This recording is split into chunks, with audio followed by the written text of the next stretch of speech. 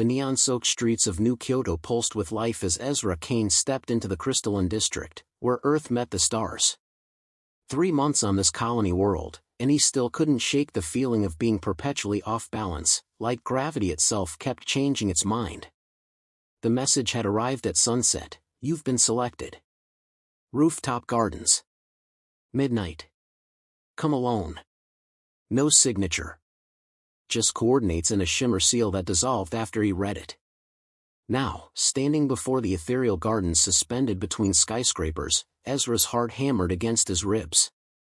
The air tasted electric, charged with something his earth-bred senses couldn't quite identify. "You came." The voice materialized before its owner did, literally. She seemed to step through layers of reality itself, her form solidifying from translucent suggestion to breathtaking presence. Her skin held an opalescent quality that shifted between pearl and copper, her eyes vast pools of liquid amber with pupils that contracted into horizontal slits. She wore something that looked like woven starlight, clinging to curves that were both familiar and impossibly exotic. "I'm Kaylee," she said, extending a hand with 6 delicate fingers.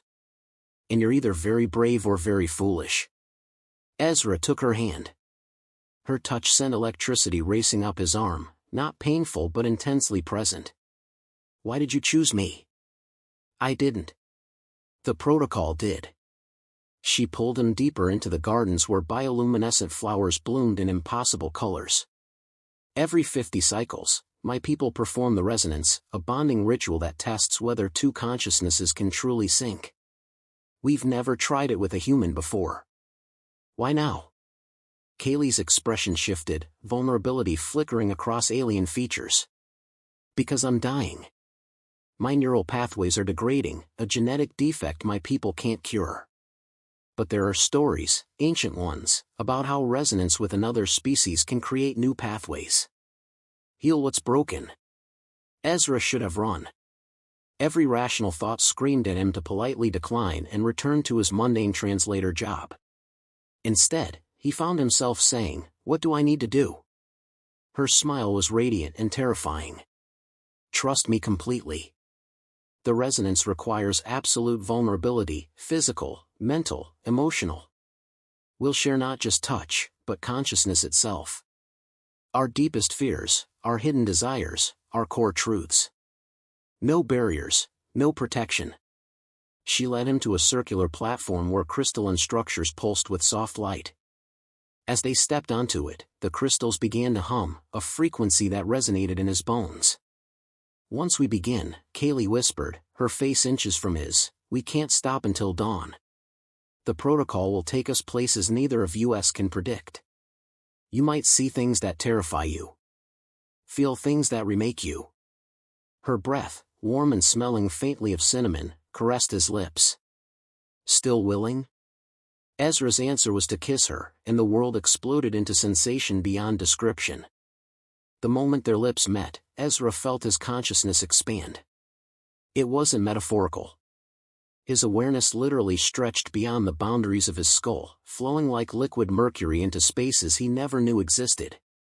He could feel Kaylee's heartbeat, if it was a heartbeat, thrumming in dual rhythm, could taste her emotions like exotic spices on his tongue, anticipation laced with fear, hope threaded through desperation. The crystals around them blazed brighter, projecting holographic fractals that seemed to map their combined neural activity. Kaylee gasped against his mouth, her 6 fingers clutching his shoulders with surprising strength. "Don't fight it," she breathed. "Let the protocol guide us." Colors Ezra had no names for flooded his vision. He felt himself falling upward, or maybe sideways through dimensions that shouldn't exist. Kaylee's memories began bleeding into his, playing in gardens made of living music as a child, the devastating moment she learned her neurons were betraying her, the loneliness of being the only one of her generation facing death. Then she was seeing his memories, the accident that killed his parents, his desperate flight to the colonies to escape the ghosts of Earth, the hollow ache of going through life half present, half afraid to truly connect with anyone. "Your pain," Kaylee whispered, now somehow pressed against him fully, their bodies entwined on the platform though he couldn't remember moving. "It's like mine. Different shape, same weight." The protocol hummed louder. Ezra's hands found the strange clasps of her garment, and it dissolved at his touch like morning mist.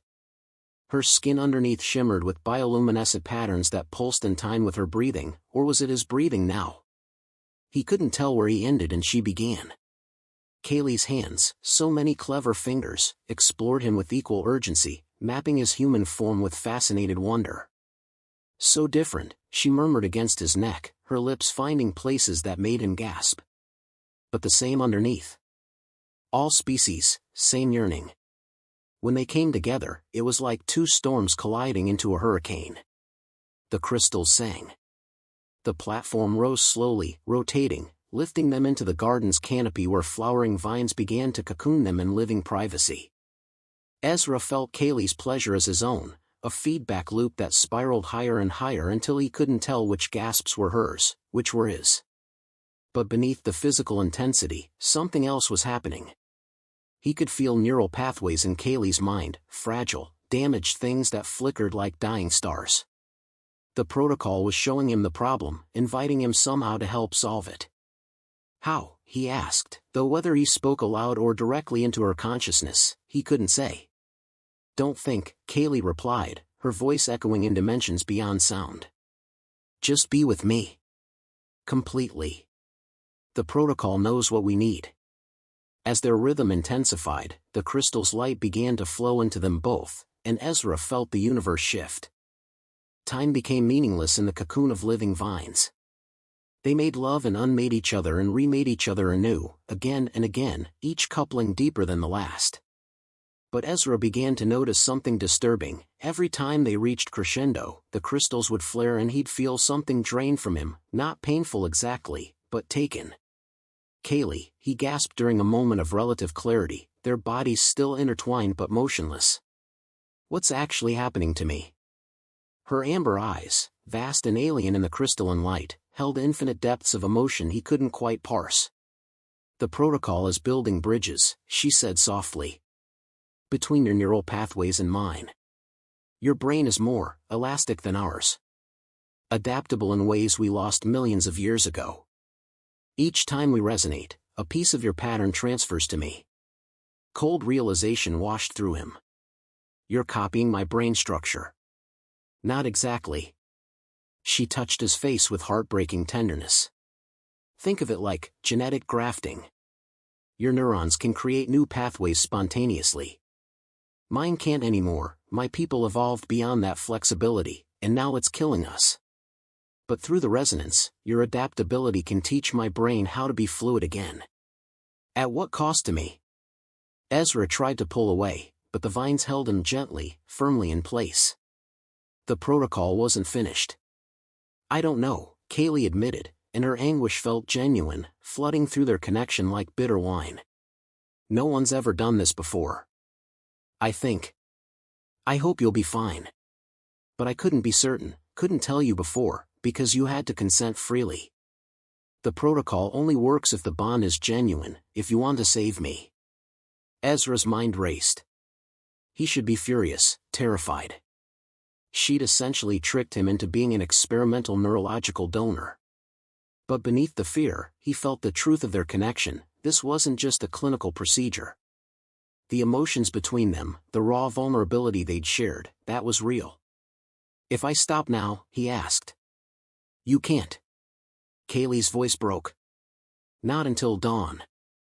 The protocol won't release us. I'm sorry, Ezra. I'm so desperately sorry. I was dying, and you were kind to me that day in the market, do you remember? You helped me when I collapsed, didn't treat me like a freak. I thought. I hoped. A tear, opalescent and shimmering, slid down her cheek. It hit his chest and absorbed into his skin, and suddenly he felt everything, her guilt, her terror of death, her unexpected and completely genuine feelings for him that had blossomed during their weeks of secret conversations before tonight. The protocol hummed insistently. Dawn was still hours away. Then let's make this count, Ezra whispered, pulling her close again. If you're taking pieces of me, I want to understand all of you. Show me everything. Kaylee's kiss tasted like gratitude and despair and something that might have been love. As the false dawn began to paint the horizon with impossible colors, Ezra felt fundamentally changed. They lay tangled together on the platform, the cocoon of vines having slowly retracted. Kaylee's body trembled against his, not from cold or pleasure now, but from something else. Her legs shook uncontrollably, muscles spasming in rhythmic waves. "Is this normal?" Ezra asked, supporting her as she tried to sit up. "I don't know." "No one, gods, Ezra, I can feel it. New pathways firing. My thoughts are moving in ways they haven't in years." Her voice mixed wonder with fear. "It's working." But something else happened too.